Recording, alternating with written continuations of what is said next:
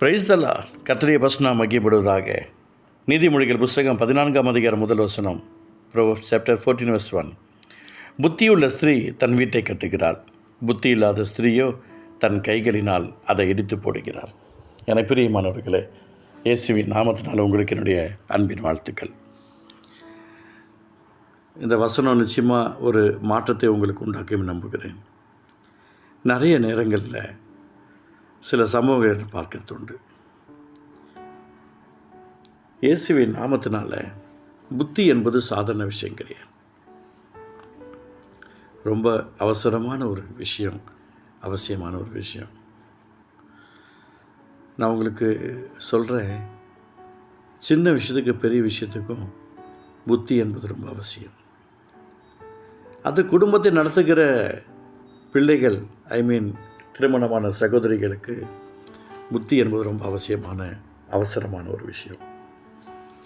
சிலர் தாறுமாறாய் பேசுகிறவர்கள் இருக்கிறார்கள், சிலர் அசிங்கமாய் பேசுகிறவர்கள் இருக்கிறார்கள், சிலர் நடிக்கிறவர்கள் இருக்கிறார்கள், சிலர் அன்பாய் இருக்கிறவர்களும் இருக்கிறார்கள்.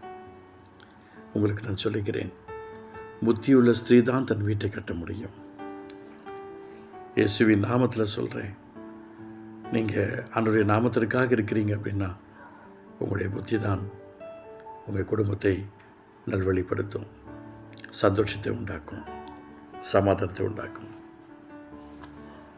நான் ஒரு இடத்திற்கு சென்றிருந்தேன். மிகப்பெரிய ஒரு மாளிகை, பல கோடி ரூபாய் மதிப்புள்ள ஒரு அழகான ஒரு மாளிகை. அதை ஓப்பன் பண்ணுவதற்காக நான் சென்றிருந்தேன். வீட்டில் தேவையானது எதுவுமே இல்லைன்றது எதுவும் இல்லை, எல்லாமே இருக்குது. ஒரு 200-500 பேர் வந்தாலும் போஷிக்கக்கூடிய அளவுக்கு ஆசிரியப்பட்ட ஒரு குடும்பம். எந்த ஒரு குறைச்சலும் கிடையாது. நிறைவான ஒரு பலனும் பலனும் நிரம்பப்பட்ட ஒரு குடும்பம். ஆனால் அந்த குடும்பத்தில் சந்தோஷம், நிம்மதி, அமைதி கிடையாது. ஆண்டவர் பேசினார், இந்த குடும்பத்தை இதை கொடுத்துட்டு பேசுன்னு சொன்னார். அழகான சோஃபா, கிட்டத்தட்ட அதோடைய மதிப்பு கிட்டத்தட்ட ஒரு 3.5 lakhs இருக்கும். இதில் உட்காந்தா நல்லா இருக்கும்னு நினைக்கிறீங்களா? டைனிங் ஹால் கிட்டத்தட்ட அது ஒரு 2.5 lakhsக்கு மேலே. அந்த சேர்ஸ் எல்லாமே கிட்டத்தட்ட எல்லாம் சேர்த்தோம் அப்படின்னா ஒரு 3 lakhsக்கு இருக்கும். இவ்வளோ இருக்கிறதுனால நீங்கள் சந்தோஷமாக சாப்பிட முடியுமா?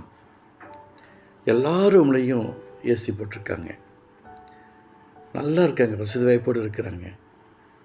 ஆண்டவருடைய அன்பு தான் தூரமாக இருக்கிறது, ஆண்டவரை நேசிக்கிற நேசம்தான் தூரமாக இருக்கிறது.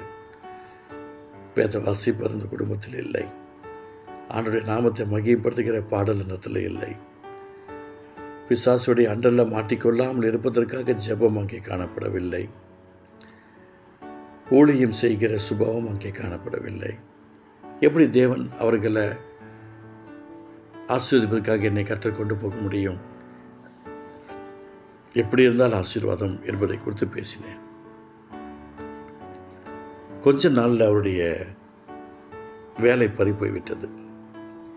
நீங்கள் மனமாறவிட்டால் கஷ்டங்கள் வந்துவிடும் என்று கர்த்தர் பேசியிருந்தார். அதுக்கப்புறம் என்னை மன்னிச்சிடுங்க ஆண்டவரே, உதவி செய்யுங்கப்பா. பல குடும்பத்தில் அவர்களுடைய வாழ்க்கை ஏமாற்றி சம்பாதிச்ச பணம் உண்டு. பொதுவாகவே 234 தொகுதியில் ஒரே கட்சி ஜெயித்தாலும் தமிழ்நாட்டை சரிப்படுத்தவே முடியாது. ஏன் தெரியுங்களா? 234 பேர் ஜெயித்தாலும் ஸ்டாஃபுங்க லஞ்சம் வாங்காமல் இருந்தால் மட்டும்தான் உண்டு. வேலை செய்கிற கவர்மெண்ட் ஸ்டாஃபுங்க லஞ்சம் வாங்காமல் இருக்கணும், திருடாமல் இருக்கணும், குறை சொல்லாமல் இருக்கணும், பொய் சொல்லாமல் இருக்கணும். அதே மாதிரி தான் கர்த்தருடைய பிள்ளைகளாக இருந்து என்ன பிரயோஜனம்? அந்த புத்தி இல்லாமல் அந்த சகோதரிய வீடு கடைசியில் ஒன்றுமில்லாமல் போய்விட்டது. வேறு ஒரு தீர்க்க தரிசனத்தில் அவர்கள் சென்றிருந்தார்கள். கர்த்தர் அவர்களோடு பேசியிருக்கிறார். ஒன்றால் தான் போய்விட்டது. அடுத்தவங்களுடைய குடியை கெடுத்து நீங்கள் கோடியாக போட்டு வீடை கட்டியிருக்கிறீங்களே, அது இல்லாமல் இன்னொரு வீடு கட்டிகிட்ருக்கீங்களே, ஏற்கனவே கட்டின ஒரு வீட்டை போயிட்டு விற்றுடுங்க. எத்தனை கோடி வருதோ, யார்கிட்ட எவ்வளோ பணம் வாங்கினீங்களோ எல்லா பணத்தையும் கொடுத்துடுங்க. நான் அவர்களுக்கு சொன்ன வார்த்தையை அதே ஊழியக்காரன் சொல்லியிருக்கிறேன். உடனே இவங்க ஹஸ்பண்டை சொல்லியிருக்காங்க, நீ வீட்டை விட்டு வெளியில் போயிடுன்னு சொல்லிட்டார். இந்த அம்மா கம்முன்னு போயிருக்கிறாங்க. அதுக்கப்புறம் இவரால் வீட்டில் இருக்க முடியல. சரி வான்னு கூப்பிட்ருக்காங்க. என்ன ஒரு வீட்டை விற்றா தான் நான் வருவேன். கிட்டத்தட்ட ஒரு 6 கோடி ரூபாய் போகும். அந்த வீட்டை விற்று அதுக்கு பின்பு யார்கிட்டலாம் எவ்வளோ வாங்கியிருந்தாரோ அதோடு கூட எக்ஸ்ட்ரா வச்சு கொடுத்துட்டார். நல்லா இருக்கிறாங்க. எனக்கு பிரியமானவர்களே, அந்த புத்தி நமக்கு இருக்கணும். புத்தியுள்ள ஸ்திரீ தான் தன் வீட்டை கட்ட முடியும். புத்தி இல்லாத ஸ்திரீயோ தன் கைகளினால் அதை இடித்து போடுகிறாள் என்று வேதம் சொல்லுகிறது. எனக்கு பிரியமான அன்பு சகோதரனே, சகோதரியே, நீங்கள் ரொம்ப கவனமாக செயல்படணும். புத்தியாக இருங்க. போதும் என்று மனதோடக்கூடிய தேவபக்தியே மிகுந்த ஆதாயம். அன்பு தகப்பனே, இதை கேட்டுக்கொண்டிருக்கிற ஒவ்வொருத்தருக்கும் புத்தியை தருவீராக. இயேசுவின் நாமத்தில் நாங்கள் ஜெபிக்கிறோம்ப்பா. உங்கள் அன்பு பிரச்சனை கூட இருந்து நடத்தும் இருக்க மாறட்டும். நாங்கள் புத்தியாக செயல்படணும். சின்ன விஷயத்துக்கும் பெரிய விஷயத்துக்கும் எதுக்கானாலும் நாங்கள் புத்தியாக இருக்கணும். இயேசு நல்ல பிதாவே. ஆமென், ஆமென்.